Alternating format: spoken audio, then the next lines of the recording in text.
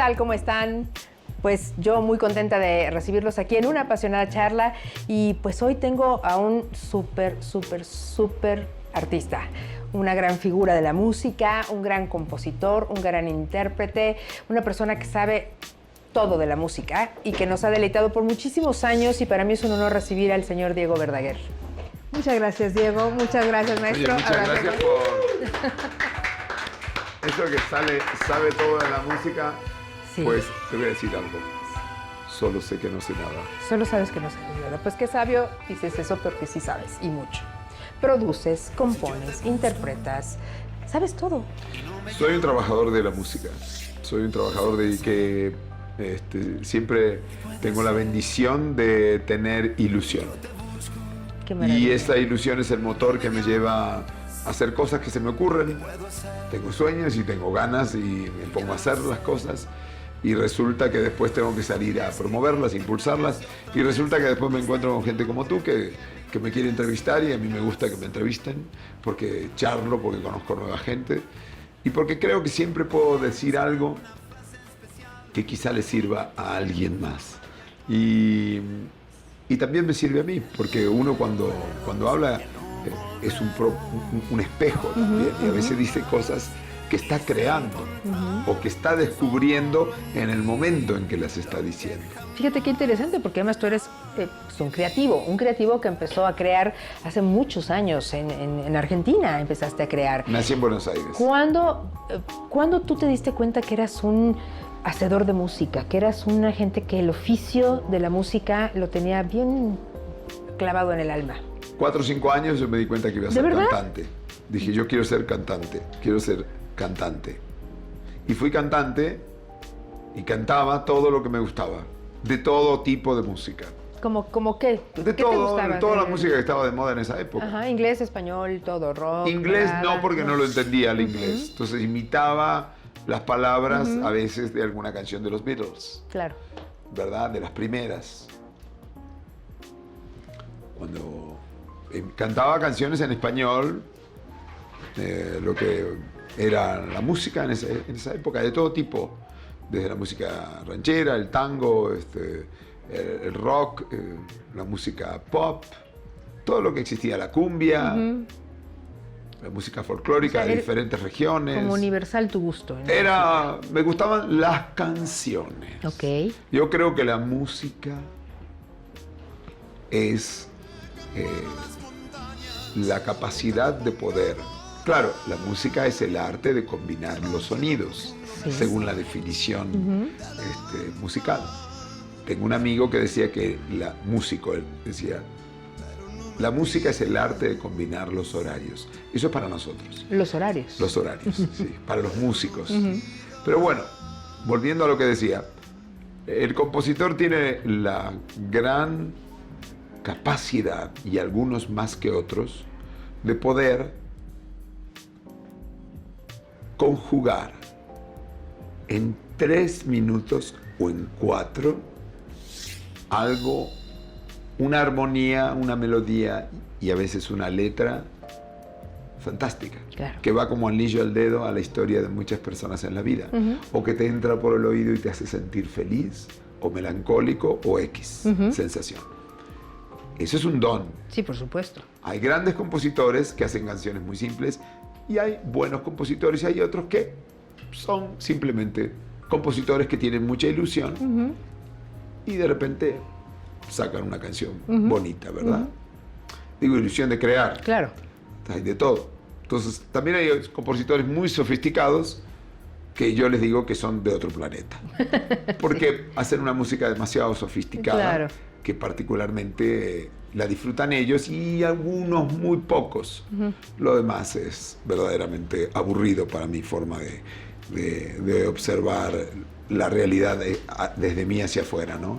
A mí me gusta la música que me llega al alma, al corazón y que me genera sensaciones de placer, por supuesto, no de hartazgo. Por supuesto. Hay mucha música ahí afuera sonando que es hartante. Sí, lamentablemente se ha degradado la música en los últimos años, más todavía. Siempre hubo música fea.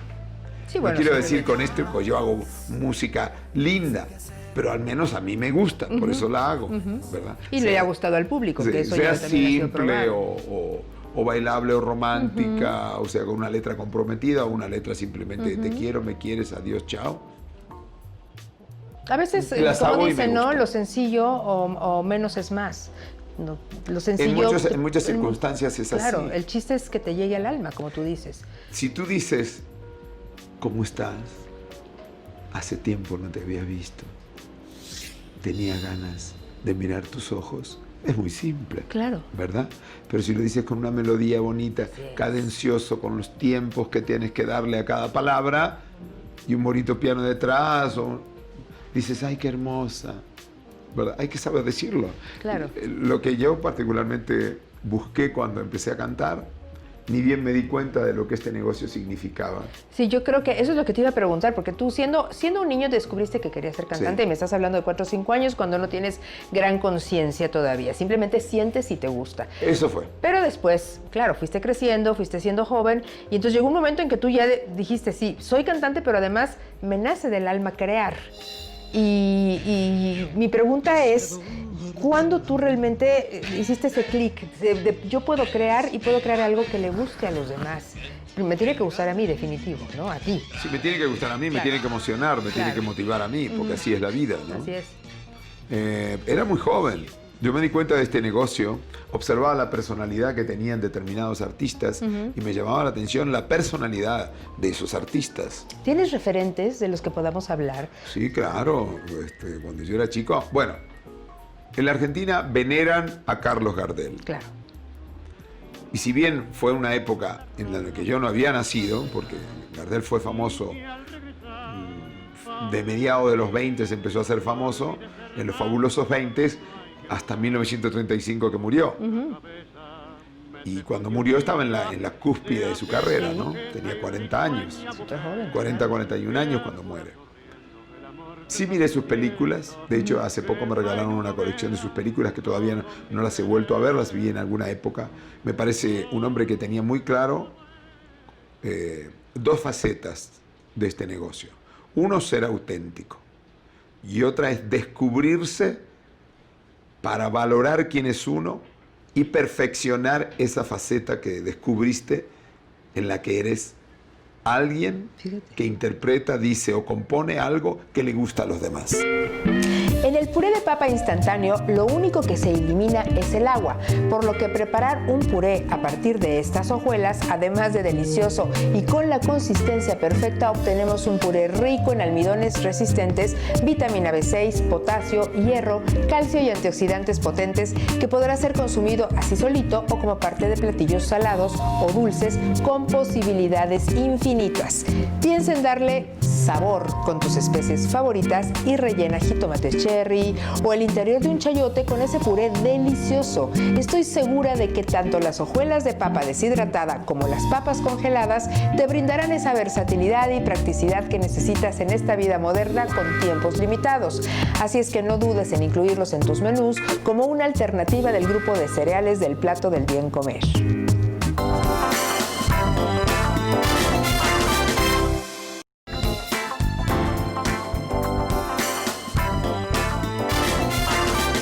Yo leí las biografías y escritos de leyendas, de artistas y de escritores y periodistas que relatan de diferentes personajes que a mí particularmente me han llegado como a tanta gente como intérprete. A mí me llegan como intérpretes, como compositores, como artistas, pero también me llegan como un hombre de la industria, como el personaje. ¿Qué era lo que estaba queriendo representar, a dónde quería llegar, cómo eran sus estrategias, porque todos tienen estrategias. Y eso es importantísimo. ¿Verdad? Claro. La estrategia es muy importante. Y Sinatra fue a ver a Gardel en New York. Fíjate. Cuando Gardel estaba viviendo en Nueva York. Sinatra era mucho más joven que Gardel.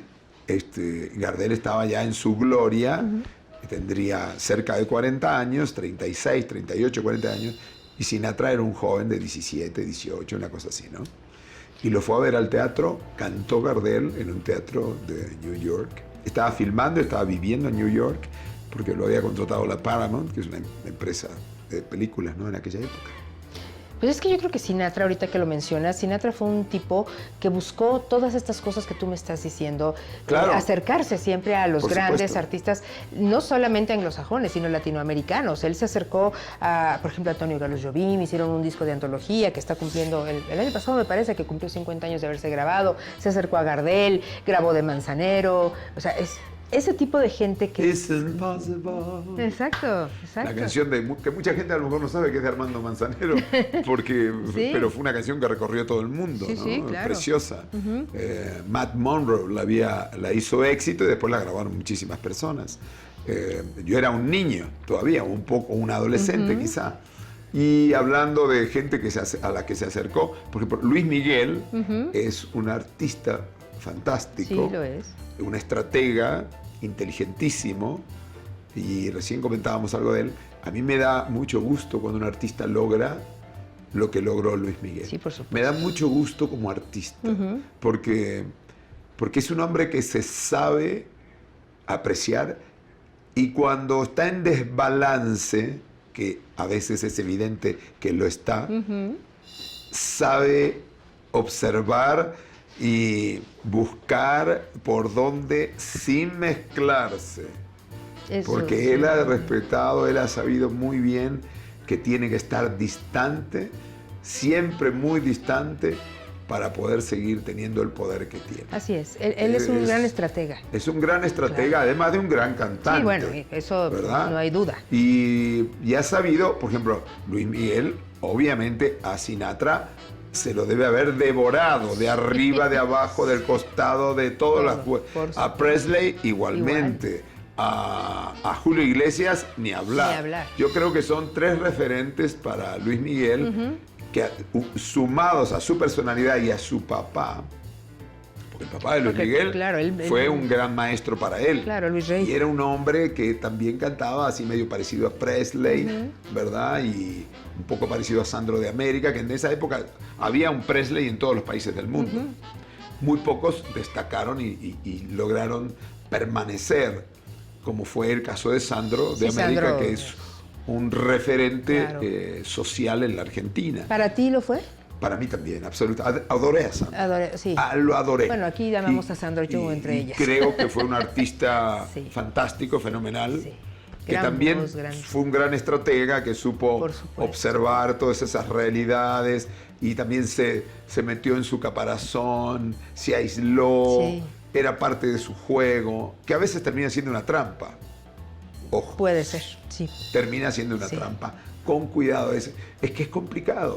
Hay que saber hasta dónde uno va Sí. a avanzar en el juego, ¿verdad? Por ejemplo, Julio Iglesias.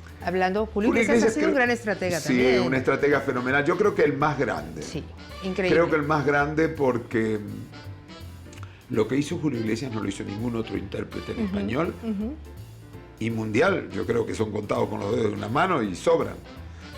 Un artista que, sin tener una gran voz, tiene una forma de decir exquisita. Sí. Se rodeó siempre de los más inteligentes y de los Sí, más brillantes. sí. Supo elegir su equipo. Siempre fue simpático, a más no poder, conquistador de todo tipo.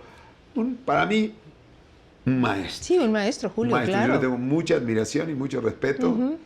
Y en fin, y que Dios le dé mucha vida y mucha alegría en su camino. Sí, claro que sí. Sí, porque son grandes maestros de los que muchos tenemos que aprender. Ahora, Diego, tú has llegado a un punto también ya de tantos años de carrera. Estábamos hablando de cuando tú eras joven, y que empezaste a componer, y estábamos buscando tus referentes, y de cuando descubriste por primera vez que tú podías componer y entregar una canción. Entonces, hoy ha pasado ya muchos años, hoy eres un hombre maduro, pero que está en una... yo te veo en una actitud muy positiva, se te ve muy jovial, muy joven, y además sigues produciendo, que eso es un poco lo que hablábamos de los artistas de los que estábamos hablando, Sí. porque Frank Sinatra cantó hasta el último momento de su vida. Julio Iglesias no se ha apartado todavía. No se va a apartar nunca. Quizá habrá muchas cosas que no hace. No va a venir a charlar aquí contigo, seguramente. Seguramente no, pero... Y seguramente no va a ir a una firma de autógrafo como fui yo ayer. Claro. No lo va a hacer, porque no tiene ganas. ni Luis Miguel tampoco. Pero yo sí tengo ganas, por eso estoy acá. Qué bueno, pero ¿verdad? qué bueno porque cada también... uno tiene las ganas que la vida le da. No, y además cada quien tiene su estrategia también. Exacto. Tú eres más terrenal probablemente, Yo soy ¿no? mucho más terrenal, soy mucho más permeable, soy mucho más, una persona mucho más simple en el sentido de que, bueno, yo nunca alcancé la cumbre de Julio Iglesias ni la de Luis Miguel. Es otra realidad. Es otra realidad. ¿Verdad? Ellos son artistas que lograron un posicionamiento único. Sí. ¿Verdad? Yo soy un trabajador de esta música que he tenido la fortuna de que el público descubriera un estilo, una forma de cantar que identifican. Y poco a poco fui evolucionando como compositor y he tenido la fortuna de escribir algunas canciones que se han quedado en el recuerdo de la gente. Pero que no esto no unas quiere cuantas decir que yo más. me considere un gran compositor. Soy un compositor que tiene una posición, gracias a Dios, social, porque me dieron mis canciones dentro de un público que me reconoce en algunas regiones del mundo, sobre todo en México, en Estados Unidos, gracias al público también mexicano y latinoamericano, que trabajamos muchísimo en los Estados Unidos. Por supuesto, todos los países de América Latina y algunos otros países del mundo donde, curiosamente, a través de las redes sociales y de la gente que migra y se lleva la música en su alma, tengo muchos seguidores en lugares insólitos. Insólitos, que ni... hasta en la China. Que ni te imaginabas cuando nos remontamos a aquella época, ¿no? Porque era otra forma de presentar la música. Tuve un par de canciones que fueron famosas en gran parte del mundo, un par nada más. El resto fueron canciones regionales, digamos, en la zona de América Latina, algunas más, otras menos, pero fueron canciones que, como te digo, dos lograron esa envergadura, claro, nada más. Que eso, bueno, pero eso es un trabajo que se hacía distinto, entonces es un gran logro que esas dos canciones hayan llegado a traspasar las fronteras de Latinoamérica, porque no se trabajaba diferente. Hoy en día, que estás, ya vamos a hablar de eso, porque ya estás tú muy metido en el tema digital, es rápido, es inmediato, es otra cosa.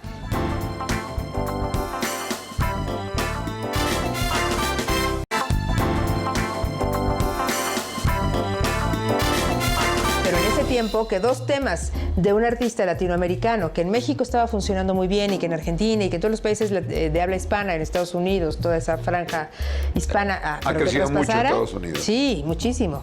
Pero es un gran logro. Entonces yo creo que también Diego Verdaguer tiene, si bien eres más terrenal, si bien te gusta promocionar, porque además yo me acuerdo, tú no te has de acordar, pero yo sí me acuerdo muy bien. Siempre has sido muy abierto para las entrevistas. Yo me acuerdo haber ido Soy un parlanchín. Me acuerdo haber muchos años hace esto, por los 80 yo creo, haberte ido a entrevistar a la calle de Amores, un penthouse que vivías ahí. Yo tuve un penthouse precioso. Tenía una ventanita así hasta arriba, me acuerdo perfecto. Tenía un penthouse precioso. Sí, muy lindo. En Amores. En Amores. Y, y bueno. Se dieron muchas cosas de allí. Fue mi primer casa en México. Fíjate. Fue mi Qué buen casa. recuerdo. Sí, fue mi primer casa en México. Para que veas de cuándo te estoy hablando. Y claro, me encantó esa etapa de la vida. Pero me gusta más esta. Es que siempre yo creo que va teniendo su encanto cada etapa, ¿no? En ese tiempo era machetearle a la promoción, ir con tu disco en la mano, los promotores, a las radiodifusoras. Y es igual hoy. Es igual hoy. La diferencia hoy, ¿sabes cuál es? ¿Cuál? Que los medios cambiaron. Sí, por supuesto. Y que la realidad en muchos aspectos también cambió, la forma de comunicar cambió. Claro. Y la diferencia es que hoy yo tengo más experiencia y tengo más amigos que me aprecian y me conocen como soy. Esa es la diferencia. Y qué maravilla. Y creo que es finalmente lo único que de lo que puedo jactarme, ¿no?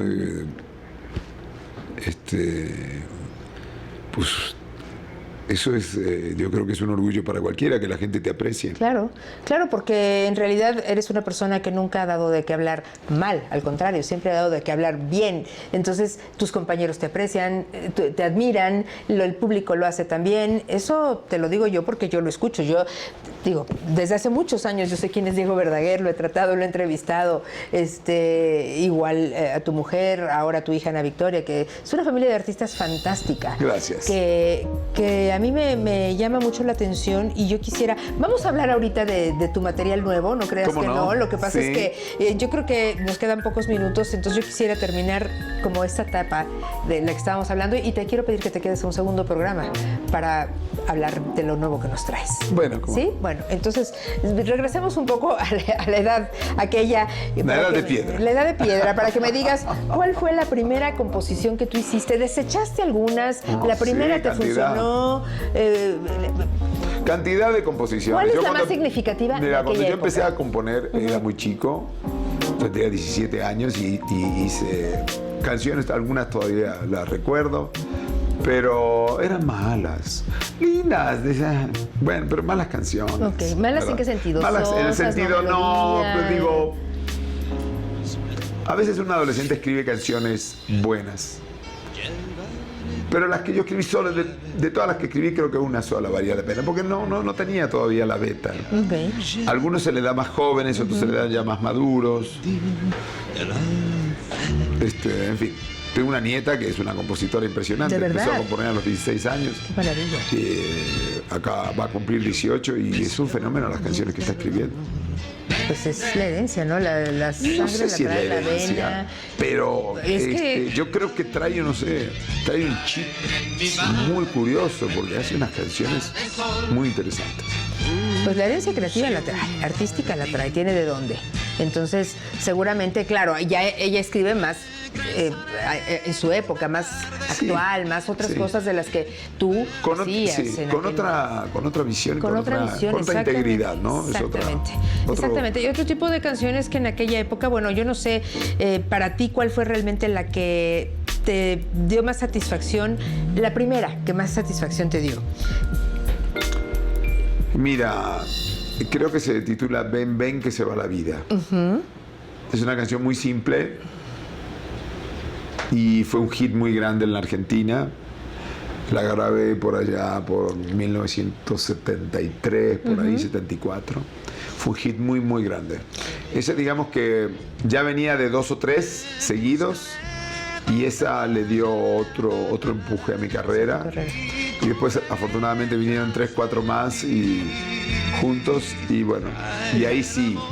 El ídolo de la juventud, decían, ¿verdad? O el ídolo del momento. Claro. Afortunadamente no me quedé en el ídolo del momento, como decían los que presentaban los conciertos en aquella época o te anunciaban en el radio que ibas a cantar a tal pueblo o a tal ciudad o a tal teatro, en fin.